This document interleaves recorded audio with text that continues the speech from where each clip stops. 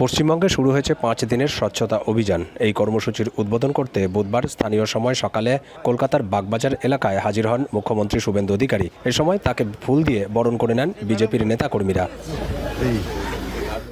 বাগবাজার এলাকায় পৌঁছানোর পর প্রথমেই বৃক্ষরোপণ করেন মুখ্যমন্ত্রী। তারপর মন্দিরে পুজো শেষে যান গঙ্গার ঘাট পরিদর্শনে। এ সময় তার সঙ্গে ছিলেন নগর উন্নয়ন মন্ত্রী অগ্নিমিত্রা পাল এবং শিল্পমন্ত্রী তাপস রায় সহ আরও অনেকে।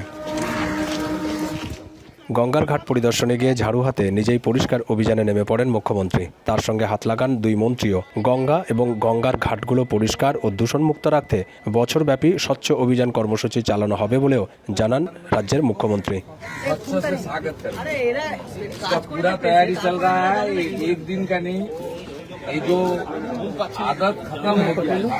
আগামী 21 জুন পশ্চিমবঙ্গে বিশ্ব যোগ দিবস উপলক্ষে বিশাল পরিকল্পনা হাতে নিয়েছে রাজ্য সরকার।